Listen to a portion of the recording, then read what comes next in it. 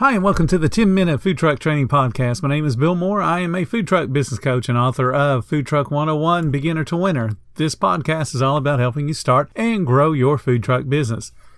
All this week, I am talking to Carlos Beal from Profits by Mobile. We talk about his new product, an SMS-based magic coupon, and how it will help food truck owners grow their sales. Today, we're discussing how learning happens when questions are asked. If you could do it all over again, would you take the same educational path or would you do something different? You know, Bill, that's an interesting question. I consider my specialized education priceless. And when I say priceless, I mean that because I can't buy what it's allowed me to do. I've been able to set examples for my children and grandchildren about helping their children succeed and maintain self-esteem.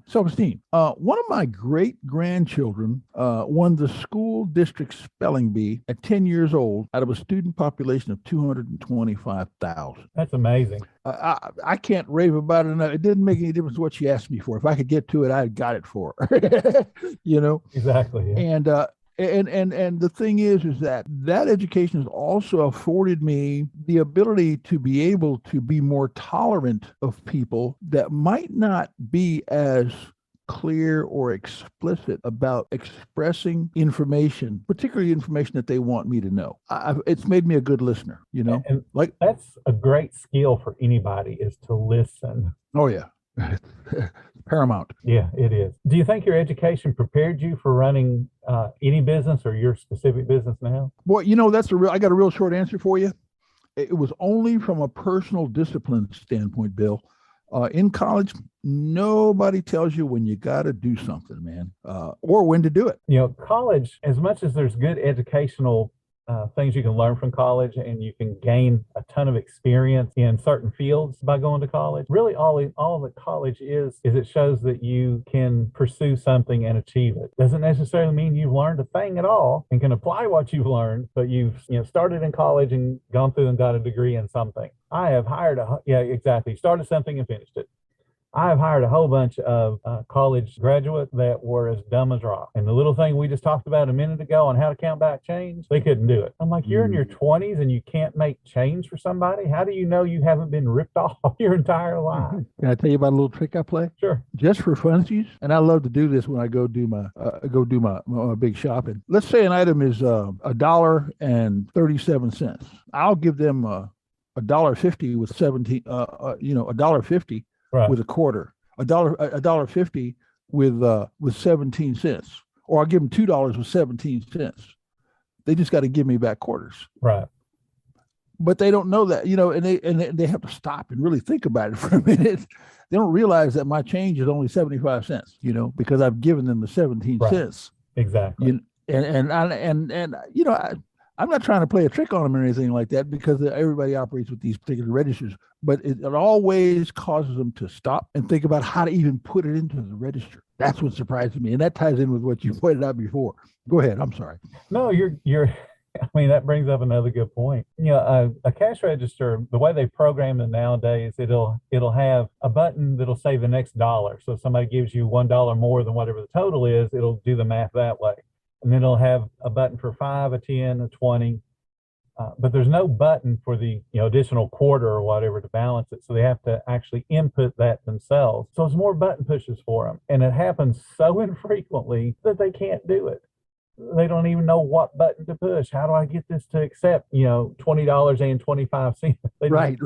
They just can't do it. It's just one of those where not only does it speak to the person's education and the person's experience, but it also speaks to the people that trained them. They didn't train them on how to properly operate the register, because had they trained them on that, they would have shown them, okay, when somebody gives you an odd amount, instead of pushing a single button, you had to push 20025 or whatever it is to get the cash register to tell you how much to give back. I do that occasionally just to see what the quality of the training is, especially when I did a lot of inspections in restaurants, because when you travel from restaurant to restaurant, the entire staff doesn't know who you are. And if they don't notice you when you pull in the parking lot, you're able to kind of sneak in And if you take your name tag off and look a little bit like you're not a part of the business that you're inspecting, and somebody waits on you, you can do exactly what you said. Here is a couple extra quarters. Do you know how to make the change for this? And then it gives me the chance to talk to the manager and say, hey, guess what? This person does not know how to operate the register properly. What that tells me is you haven't trained them properly. Do you know what the steps are?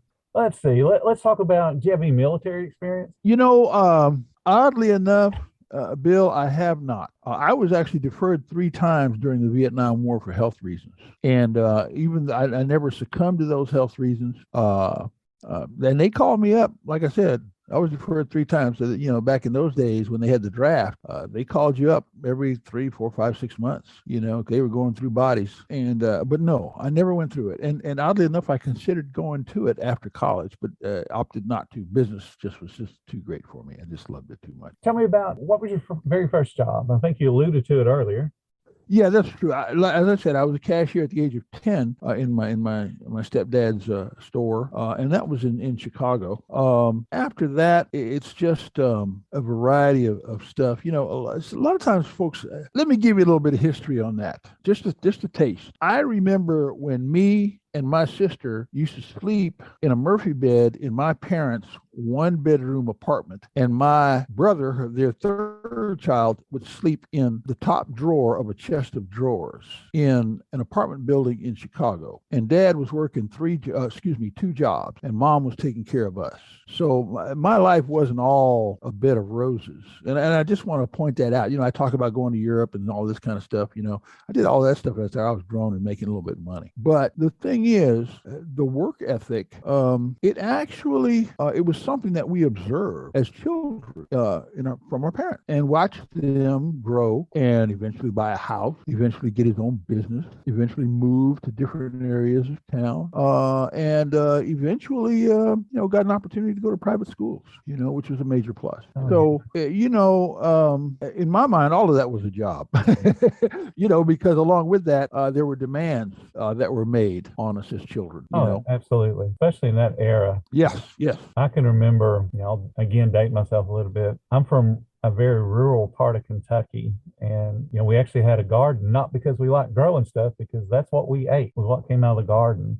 We had to do canning to prepare ourselves for the winter because we couldn't grow vegetables all year long. And my grandfather learned how to rotate crops, and we would, plant the corn in a different row every year. We would plant green beans in a different area. And you're learning all the time. Exactly. You're learning every bit of it, every second it's being done. Well, why are we doing it this way? Why are we planting corn in, this week we plant 2 rows, and then 2 or 3 weeks later we plant 2 more rows? Why can't we just plant it all at once? And it was them thinking ahead that they wanted the corn to be harvested at different times so we could eat fresh corn for a while and extend how long we were eating fresh corn. You were learning, Bill, because you were asking. Yeah, exactly.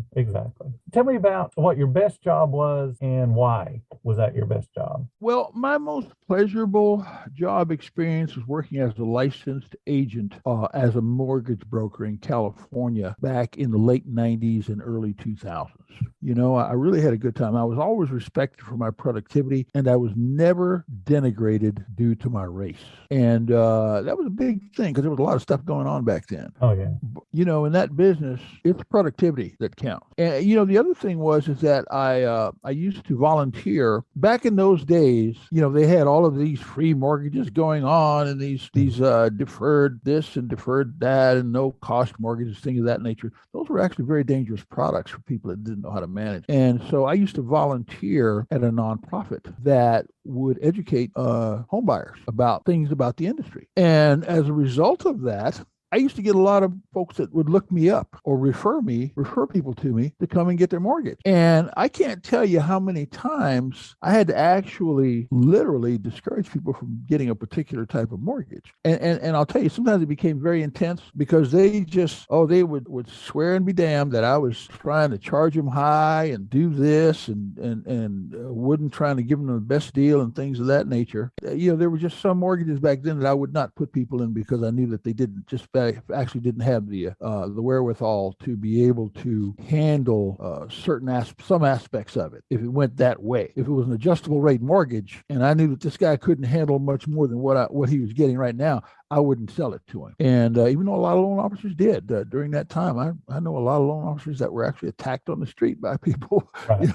Thinking that they'd been ripped off. But what made that job what really kind of put the icing on the cake was that the director actually gave me an award for that year, for one of those years. And I didn't know what I had done. I had just presented my information. I was granted I was only one of a couple that were doing it. But I asked him, I said, what did I do to do this? He says, all I do is explain. He said, we actually sent someone to ask you about getting a mortgage, and they cussed at you and threatened you and everything else, and you wouldn't sell it to them, no matter what. And I said, oh, okay. And I remember that customer. I can remember the face right now. He said, you wouldn't sell it to them. He said, and that's what made us decide that, you really have people's best interest in mind. And oddly enough, I'll never forget his name, Gabe Del Rio. And, I told him recently this past year, I said, Gabe, I still have that thing sitting up on my desk. He said, you deserved it, and that's one of the reasons why that was my best job. I could go on and on. I got stories, man. Oh, you don't reach the age that we are without a lot of good stories. True. But I like what you're talking about there, and that's something that I think food truck owners need to really take into consideration. It's not necessarily that you're going to say no to a guest when they come up and say, "Hey, I want that cheeseburger because it's got all this kind of bacon," and you're not stopping them from having a heart attack. But how that would apply to somebody that does have a food truck is there are going to be opportunities for you to, say, go to an event, for instance, that don't make sense for you to be at, that aren't going to benefit your business. And then if it's not going to benefit your business, it's also not going to benefit the people that will be coming to your food truck at that particular event. So it's always a good thing to look at what you're getting yourself into. And in your case, you were just advising people what not to get into. And it's the same thing a food truck owner needs to do. There are just certain events you just aren't going to make you any money. And it's okay to say no. It's okay to protect yourself. If you need a business coach to help you reach your food truck business full potential, check out My Affordable Services. Links, as always, are in the description below. Join our Facebook group. It's called Food Truck Training. We have a whole bunch of awesome members at all different levels, from just starting to decades-old veterans. Thank you guys so much for listening. Come back tomorrow because I got plenty more to say about the food truck industry.